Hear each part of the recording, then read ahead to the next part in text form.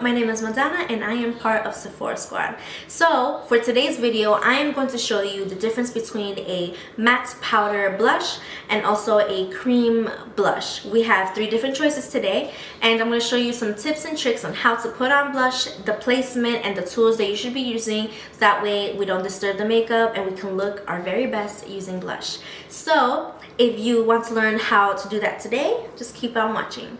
So I have the Fenty Beauty by Rihanna Cheeks Out Freestyle Cream Blush in the shade Daiquiri Dip, and this is what the blush looks like. It's so beautiful. I have the Patrick Ta Major Beauty Headlines Double Take Cream and Powder Blush in the shade She's That Girl. This is such a pretty color too. Very, very pink, very, very cute. And I have the Sephora Collection Colorful Face Powders in the shade Flirted Up.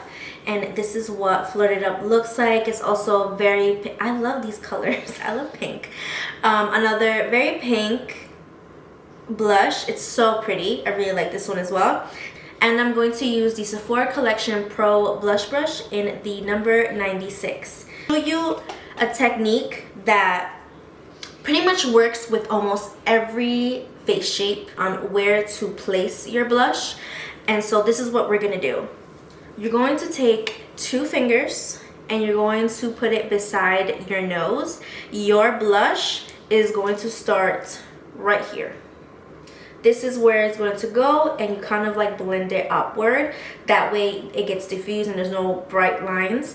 But this is where your placement of the blush is going to be, right here. So I'm going to take Flirted Up from Sephora Collection and just kind of saturate my brush. And again, I'm going to take 2 fingers and I'm going to go right here, and this is where I want my blush to go. And that's basically the placement of where you want your blush to be, because you don't want it too close to the center of the face. You want it to kind of be in an area where it does lift your features and it gives you like a nice cute little flush look. So you're going for that kind of look where it's like sunburn, beachy waves kind of look, then you want the blush to be sort of in the center. You can add it onto the nose and the forehead, but if we're just looking to enhance our cheeks and enhance your features, just stay away from the nose area and start in that section. And a good brush that it's loose enough but also not very long. You don't want really long bristles to do your blush, because it's just going to distribute it too far out. You just want something that's loose and is also with short hairs, just like this one, and just kind of blend it out. I definitely recommend this.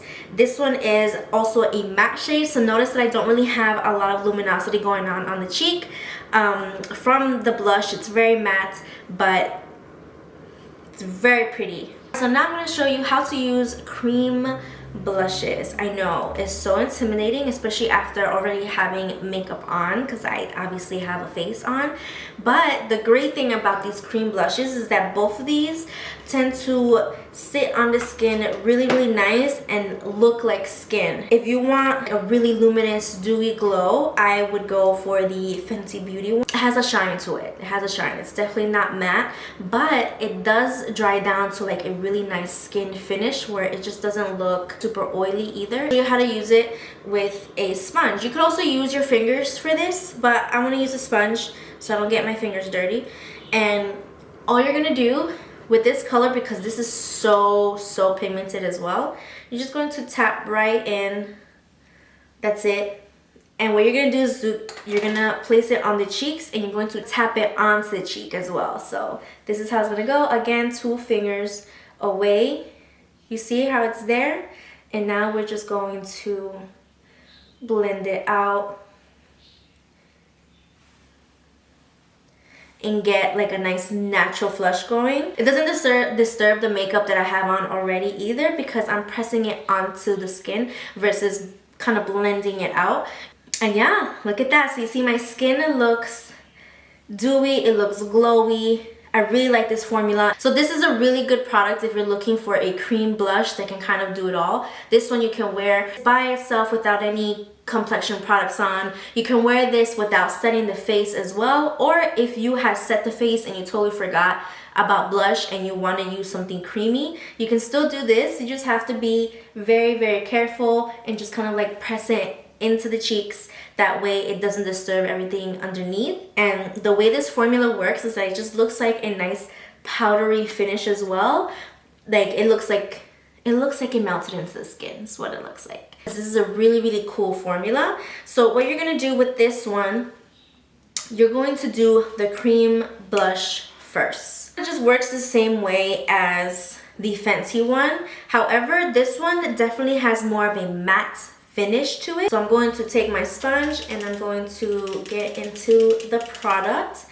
And this is just like if you're interested in that beach bunny kind of look, but for demonstration purposes, I'm gonna put it in these areas. So what I really like about Patrick Ta's blush is that the pigments of this blush tends to mirror the skin structure. It's not as dewy as the Fenty one.